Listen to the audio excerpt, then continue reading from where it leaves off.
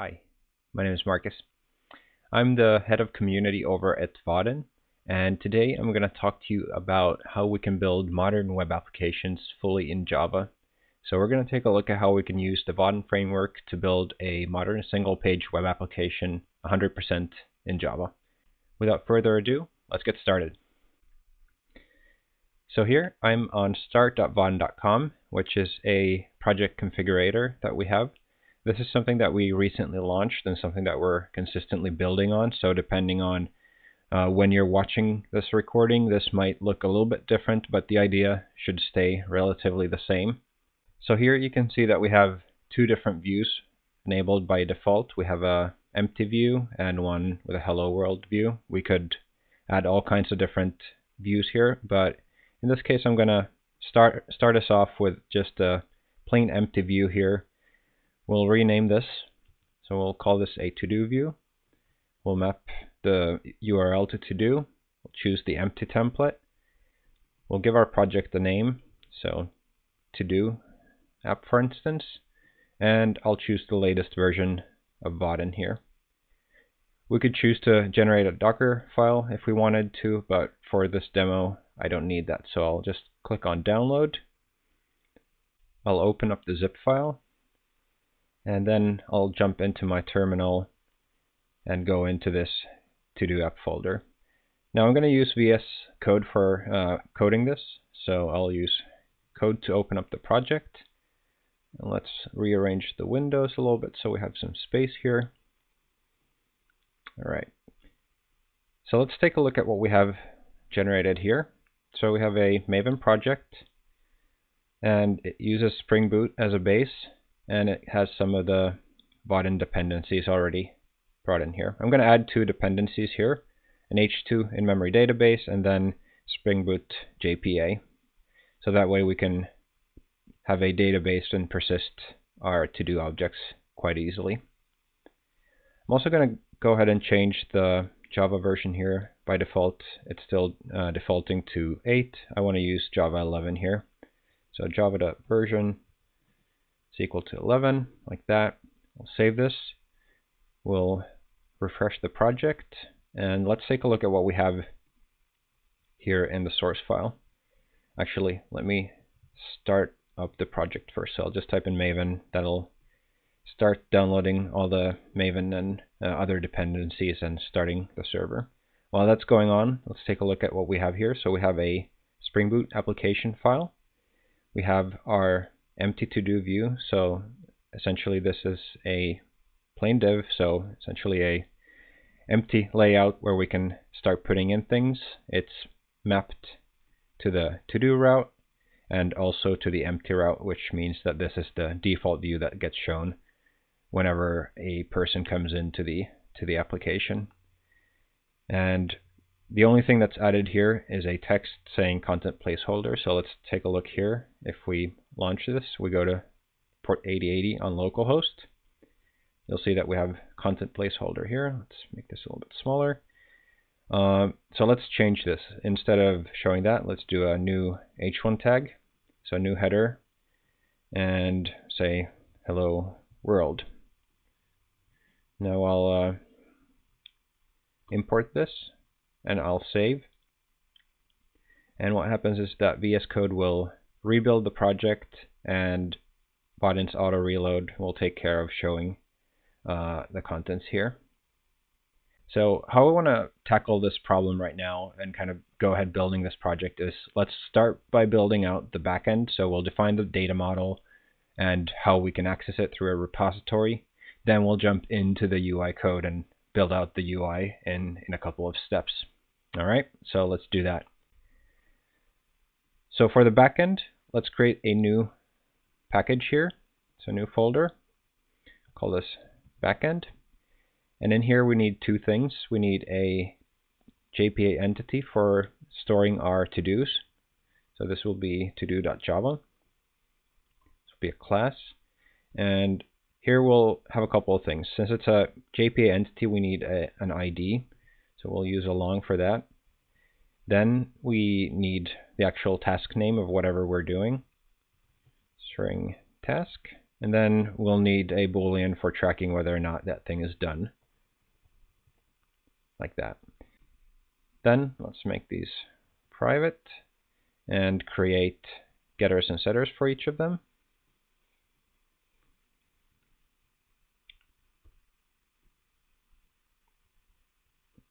Like that.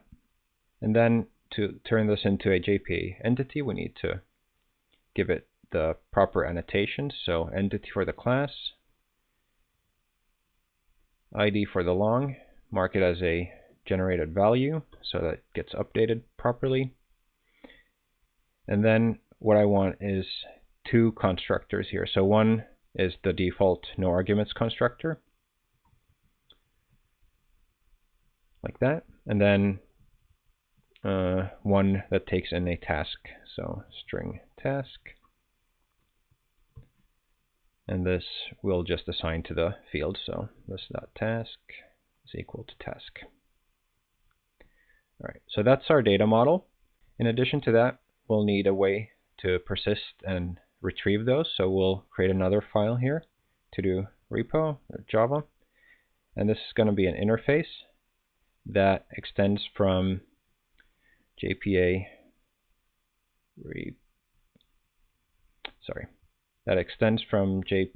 repository, and this takes in two type parameters, the first being the thing that we're storing, so a to do, and then the other one, the primary key that we're using there for ID, is a long, like that. So that's all we need to do for the actual repository. Since this is a Spring Boot project using Spring Data, it will automatically implement this for us, so we don't have to actually go ahead and implement that for ourselves. All right, so let's get back to our UI here. I'm going to restart the application since we did some changes to the backend code. It will require an actual restart of the full Spring Boot application instead of just the DevTools reload. Now, for the UI, we need a couple of things. So we need a form where we can input new tasks and submit them, and then we need a list of all the tasks that we have. So let's go ahead and build the UI. I'll clear out everything that we had here from before, and let's start creating some UI components. All the components in Vaadin are just Java objects, so if we want, for instance, a text field, we'll just instantiate a new text field. So we'll call this task field and instantiate a new text field, like that. Then we need a button. To get a button, we likewise instantiate a new button, and we'll give this a caption, add, like that. Then we need a layout where we show all the to-dos that we have from before. For that, I'm going to use something called a vertical layout, which displays components vertically on top of each other. So we'll call this to-dos list and create a new vertical layout. And this I'll actually need outside of the method here, so I'm going to assign this to a field, like that. Alright, so now that we've created the components, we need to add them to this layout for them to actually show up. So for that, we're going to call add and pass in the components that we want to add. In this case, I'll add a heading first of all. So a new heading of level 1. And here we'll just give a title, to-dos, like that. Next we'll take the task field and the button and wrap them in a horizontal layout so that we get them next to each other. So we'll take the task field and the add button, add them there, and then finally we'll add the to-dos list, like that. All right, so let's save this and see what happens. Oh yeah, I restarted the server, so let's refresh this once to just get the auto reload working again, like that. All right, so we see we have the heading here, we have the input field and the add button here. Then the next thing I want to create is a layout that contains information about a single to-do item. So that's a very normal pattern to use when building Vaadin applications, is that you take the basic generic components that we have in the framework and you compose your own more specific app-specific components out of those. So let's do that. So here I'm just going to inline create a new class called to-do layout.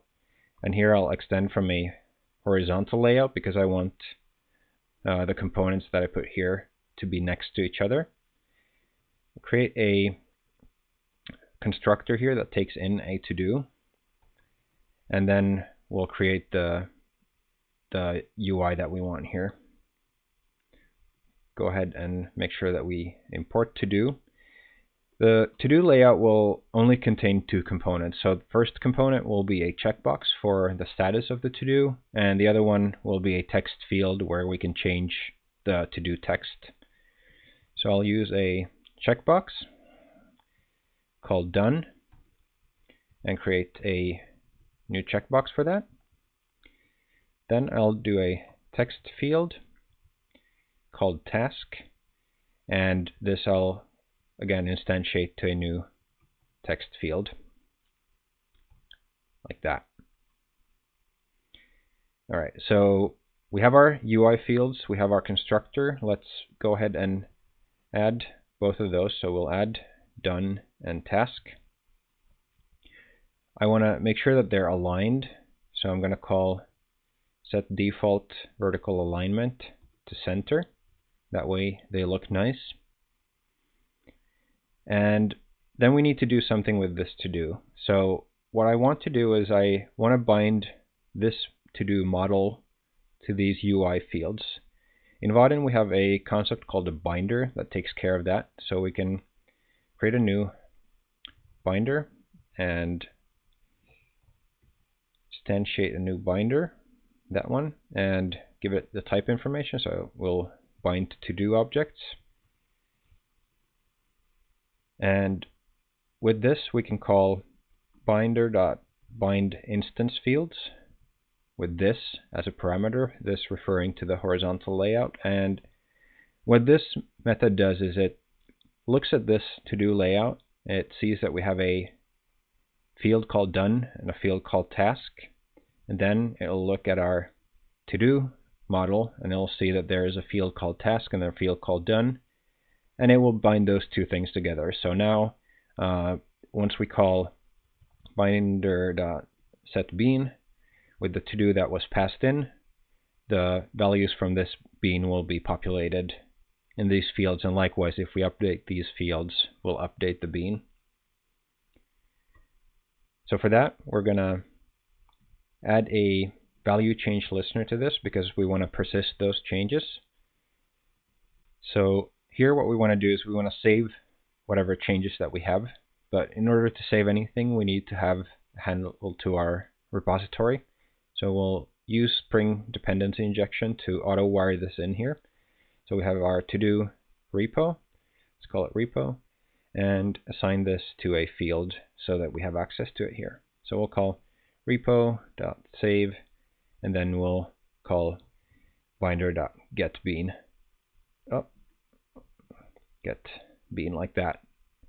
All right, so that'll get the bean that we have in the binder with the changes and save it to the database. All right, so now we have a way of displaying these to-dos, but we still don't have a way of actually adding them. So let's get back into our UI code here and get our button and add a click listener to it. Add click listener. And whenever this gets clicked, we want to do a few things. So first of all, we want to save a new to-do. So we'll take our repo, we'll call save, we'll create a new to-do, and the task that we have we can get from the value of the task field right here. So we'll call task field.getValue like that. Once we've done that, we can go ahead and clear out the field. So we'll call task field.clear. We'll help the user by refocusing the field again. So we'll call task field.focus. And then we want to make sure that we actually display these to-do layouts. So for that, I'm going to create a helper method. We'll call this refresh to-dos, like this. And we'll use the ID to generate the method. And here, what I want to do is I want to update this vertical layout to loop through all the to-dos we have in the database and create a to-do layout for each of them. Before then, I'll clear out any other to-dos we've had there from before. So I'll call to-dos list dot remove all. Remove all, like that. And in this case, I'm focusing more on explaining the concept. So what I'm doing here is not the most efficient way we could be doing this, but it's very easy to reason about. So we just remove everything we had there from before, and then we go to the database. So we call repo, we find all the components, all the to-dos that are in there. We create a stream out of that. Then we map over that stream. So we take each to-do and we create a to-do layout by calling to-do layout new. And then for each one of those, we do to-dos list and add the to-do layout to that, like that. All right, so now we have a way of adding them. Let's see if that works. So we have a field here, and we're going to add something. Do things, click add, and you can see that it shows up here. Because this is persisted to a database, we should be able to refresh the browser and see it here, but that doesn't work. And that's because we don't call refresh to-dos initially when we launch the application. So let's make sure that the kind of initial state of the application looks the way we want. So we'll call refresh to-dos whenever we start up the application. Also call task field.focus to focus it initially. And we might even do some kind of additional nice UX things for the user. So let's take the add button and add a theme variant. So we want to highlight this button a little bit. So we'll use the button variant.primary. So this one will mark it with a kind of a little bit more visible color, make it apparent that this is the primary action on the page, and that makes sense because we've that's the only action that we have. We can also make this a little more power user friendly by calling add click shortcut and assign the enter key to this. So let's do key dot enter. Let's see if we can autocomplete this. There we go. All right. So let's see if this works. Let's wait for this to reload and try it out. Do things, hit enter, and it shows up here. All right. So we have a pretty functional application already. Let's add one final touch here, a button for deleting all the completed to-do items. So before we do that, let's try that we can change the to-do and refresh and still retain those changes. All right, so we can see that everything that we do here is being persisted to the database. Okay, so final thing we're going to add is a button then. Delete, let's see, clear completed button is equal to a new button again. Clear completed, like that. We'll add it to our layout. So underneath all of it, clear completed button. See that it shows up there.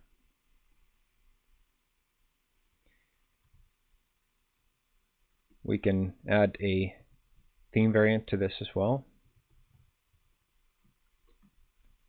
So we'll mark this as something that's a little bit more dangerous to press because it's going to delete something. All right, so you can see it's red here.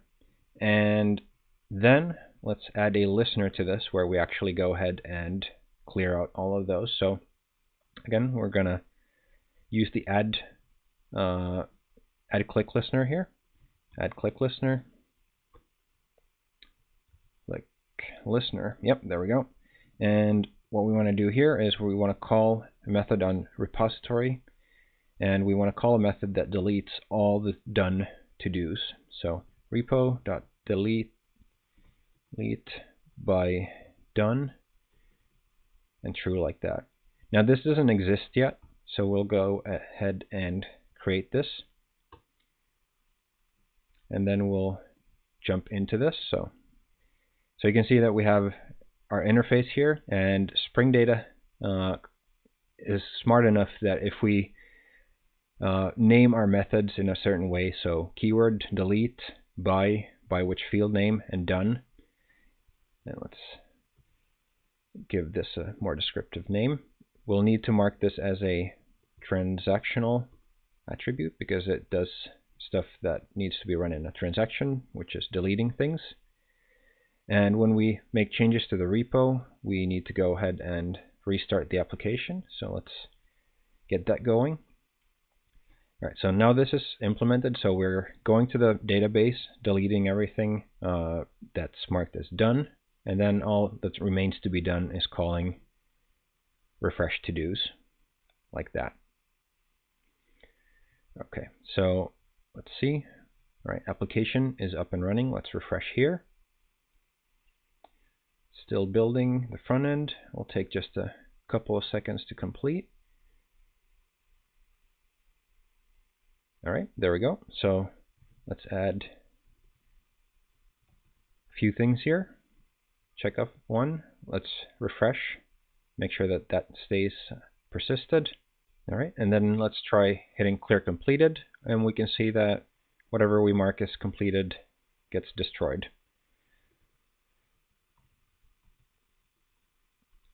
So that's it. That is how you can build a modern web application in 100% Java using the Vaadin framework. Now, everything that we looked at here is part of our Apache 2 licensed open source framework. So if you want to learn more on how to build your own application, head over to vaadin.com.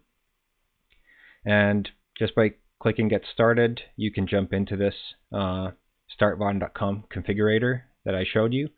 And if you have any further questions, feel free to reach out to me on Twitter at any time on Marcus Hellberg. And thank you for tuning in. I hope this was useful for you, and let me know if you have any questions. Thank you.